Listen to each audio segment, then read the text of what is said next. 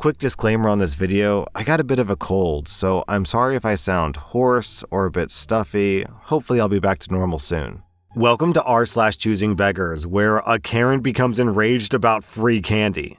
This next post is an email from a Facebook group for nonprofit directors. Subject: Parade Disappointment. Dear OP, I've withheld this email for 2 weeks, but after recently attending another local parade, I couldn't help but feel overwhelming disappointment about the such and such parade. My 4 children and I attend parades throughout the Midwest. The candy selection that we experience at each parade is a source of joy for my family. It's something that we look forward to each year. However, this year's parade did not provide the candy selection that we're accustomed to seeing and expect to see. There were no full-size candy bars handed out by any of the floats. In fact, several floats handed out candy that no one likes. One float even had the audacity to hand out mints. We were most surprised by the floats that handed out nothing, and were shocked by one float that handed out ice cubes. Ice cubes are not candy. Please take the time to vet parade floats prior to being allowed into the parade to make sure that the candy quality and quantity is at an acceptable level. I expect to see this change prior to next year's parade so that my children don't have to experience the disappointment they did this year. So yeah, this person is really obnoxious because they're complaining to nonprofit organizations and parades or, just for fun. If they don't hand out candy, what's the big deal? So yeah, of course this is stupid, but, at the same time, I kind of have to agree with her on one thing. Why are floats handing out ice cubes to kids? Is that a thing? Is it because it's really hot? So you hand out ice cubes so the kids can put it on their face to feel cool? What? Am I missing something? Our next Reddit post is from TJC Pizza. So I work at KFC. Our dining room is open for sit down. Today, a man came in and was asking around for change. We don't really like it when this happens, but we mostly just ignore it since the person will either buy something cheap or leave relatively quickly. I think the guy got $2 and he was trying to get my cashier to cut him a deal. None of our menu options are close to $2, and the cheapest thing you'll see is $7 or $8. So naturally, the cashier declined him. A family walked in a bit after this. The guy was still there, and I assume he was still asking for change. The family bought this guy a meal. The meal they bought him was about $11, a 3-piece chicken with one side, so it wasn't on the low end. After I went and packed both orders, I ran the family's order out first. But when I brought the 3-piece out, the guy stopped me after I gave it to him and told me he wanted fries. Normally, wrong sides are no big deal. They either forgot to order it or we rang it up incorrectly. They usually get fixed with no problem. But this guy not only had someone else buy him a meal, but then he was rude asking me for fries. He didn't yell or anything, but his tone sounded like he expected me to know that he wanted fries, even though it said mashed potatoes on our screen. I changed his side and went about my day. When we left though, we found his table a mess. He had left all of his trash and some sauces on the table. Just a complete mess. The audacity of someone to not only complain about food that someone graciously bought for them, but to then leave the table a mess for no apparent reason. My personal theory is that the people who don't pick up their trash after they eat at fast food restaurants are also the people who don't put their shopping cart back after they go to the grocery store. Also, down in the comments, we have a similar story from Mike G. Back in college, a few decades ago, a presidential candidate visited and gave a speech at the restaurant where I worked. It was a big deal for us, and the owners went all out to make the experience worthwhile for us. The owners probably spent a couple $1,000s out of their own pockets to feed everyone. Eggs, bacon, sausage, pancakes, French toast, chipped beef, you name it. Also, coffee and juice. The police officers, firefighters, Secret Service agents, and most of the reporters were very grateful and let us know. But there were a couple of people who made sure to let us know that the food was not up to their high standards. One photographer in particular, I recall all these years later, literally shoveling food into his mouth like a pig as he badmouthed his free breakfast. One of the reporters that I ended up talking to for a while was the news guy for a local morning zoo radio show, which was very popular at the time. He was cool, and I found out much later that he was a truly nice and generous man. He looked at the photographer shoveling food into his face and said, You should be grateful anyone would give free food to you, you disgusting pig. You should be ashamed of yourself. It was a really cool day otherwise, and I even made it onto the morning zoo that day with a shout out.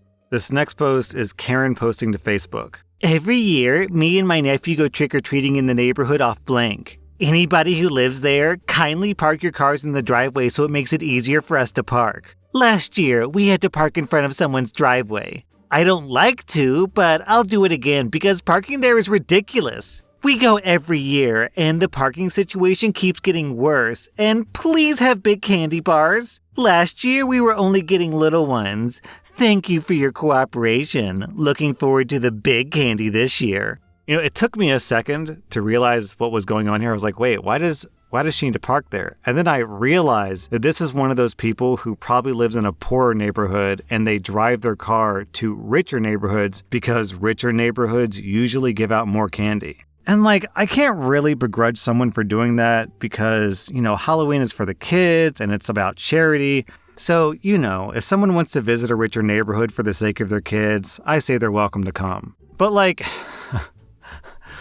what makes that so bad is she's a guest in that neighborhood. Karen doesn't live here. She's visiting this neighborhood to get free candy from the locals of this neighborhood, but she's not giving free candy to their kids because their kids are presumably trick-or-treating in that neighborhood. So presumably, she's here to get rich people's candy, but she can't at least respect their property? On this next post, OP is trying to sell damaged furniture on the Facebook Marketplace, selling damaged mirrors for $200. Hi, Hannah. Is this still available? I love the furniture. However, it'll cost me $200 or more to repair. Any chance that you could give it to me? It wouldn't be going to a rich home, but a good home. Thanks. Sorry, but unfortunately, the furniture cost me money also, with each bedside table being over $700 each. By the time that you pay to repair it, you'll still have saved a lot of money on it. The only problem is I can't afford the repairs. I was going to use them as they are. Good luck. I hope you find someone who will love it as much as you have. That's why I have all the pieces marked down significantly. Thank you. I was just wondering, do you do craft or do you have someone who can do it? I just gave away a vintage makeup table that had several chips and cracks. It was given to me by a beautiful old lady. I fixed it up and I had 11 people wanting it. I gave it to the first person. No one in Australia does to damaged mirror furniture what I do, but it's still very expensive. For yours, the crack on the big drawer is just too hard to fix. So don't buy it then? You're asking for $200 without even considering the mirror. So then don't buy the pieces. Move on. I'm not being nasty. I fix things and I give them away. The expenses are on me. That's great for you, but as per my listing, the furniture is for sale. So sad to see what a nasty young lady you are. I'm old enough to be your grandmother. I'm showing you respect, so I would like some back. All the best to you and yours. Oh, please. Respect would be not devaluing someone else's items because of your personal circumstances. You know what? I own 3 townhouses and 3 Lexus cars. I'm very thankful to this beautiful country for what I have, and it's sad that some people aren't the same. And yet, you can't afford $200 in furniture as per your earlier message. I do want to buy your furniture. I'll give you $200. Thanks, but no thanks. Then I'll fix it and give it to those who need it. $1,000. Make it one of your townhouses and a car.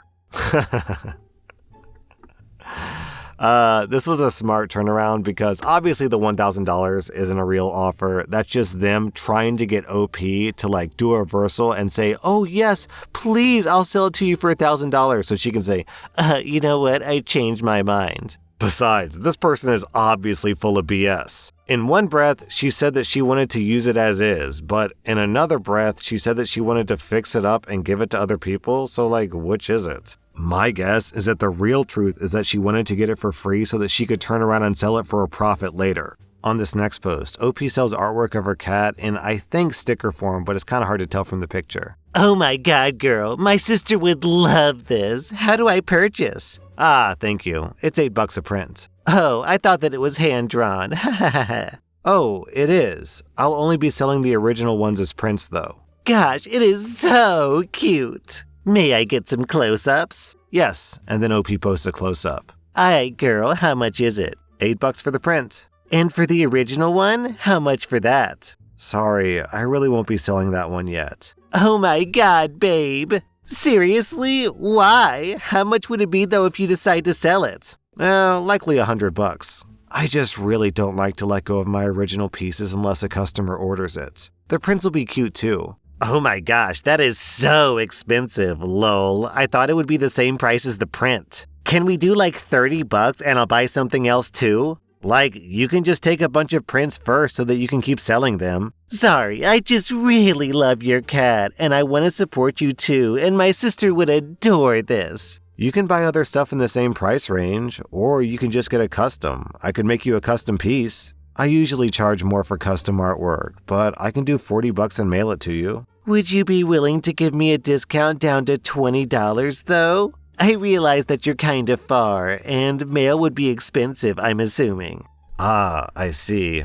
I can do $30 then if the art doesn't require too many details. No offense or anything, but I'm a little disappointed, and I didn't expect you to be this greedy at all because we really love your account and your content and your cat stuff. But I just didn't think that you would be so money hungry, and you've just sort of lost a customer because of how greedy you're acting. I just wanted to support you because I like to support artists generally, but you just really try to exploit as much as you can from people who just want to support you. $30 is way too much. Even $20 was me just being nice for like a postcard size art, but seriously, this is just way too much. It's interesting that this Choosing Beggar says that she wants to support artists when all she ends up doing is insulting the artist instead. That was r/Choosingbeggars, and if you like this content, check out my podcast where I publish the exact same episodes. Also, hit that subscribe button because I put out new Reddit videos every single day.